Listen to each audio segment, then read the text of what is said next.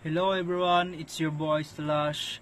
This video ay tuturuan ko kayo kung paano gumawa ng Java code. Ang code na gagawin natin ay how to program to find the largest of three number from input of the user. Ang first natin gagawin is mag-import tayo ng import java.util.scanner. Next is public class largest of 3. Next is public static void main and string args.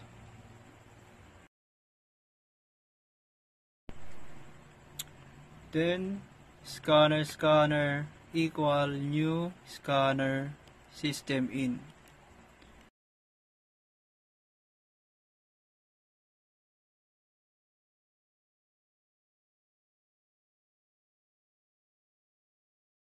And next is, dito na tayo maglalagay ng code para sa pag-input natin ng first number. System.out.print. And then, enter the first number.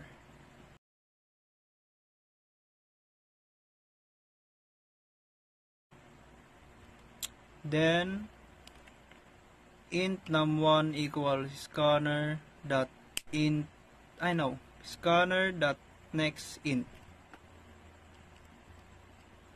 Next naman is uulitin lang natin yung ginawa natin sa una. System.out.print. Enter the second number.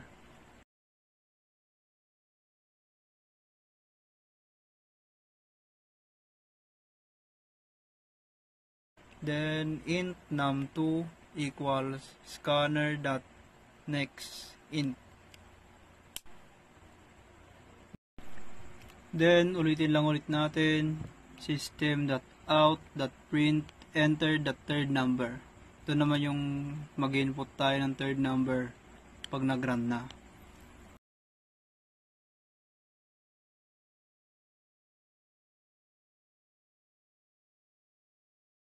Int num3 equal scanner.nextInt.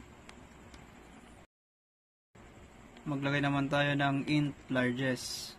Next naman is mag-type tayo ng if num1 greater than equal num2, then itong sign na to, tapos num1 greater than equal num3.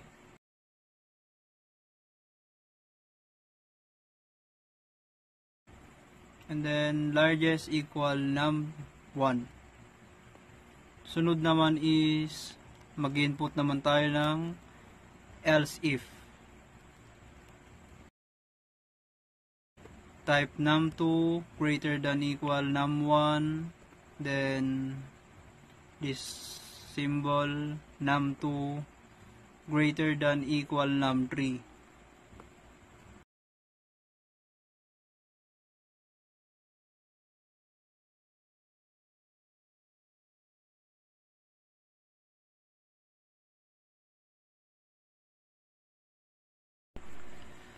Then, maglagay naman tayo ng else.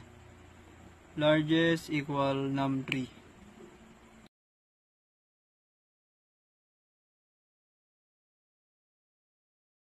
Then, ulitin lang ulit natin yung paglalagay natin ng system.out.print. Then, ito naman yung magiging labasan na magiging result ng kinode natin. The largest number is plus largest.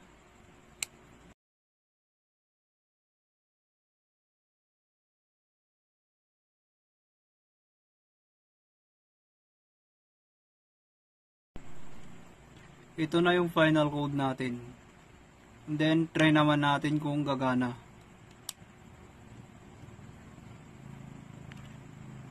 Subukan natin maglagay ng 3 numbers. Enter, and then lalabas na kung ano yung pinakamalaking number sa tatlong number na in-enter natin. Thank you.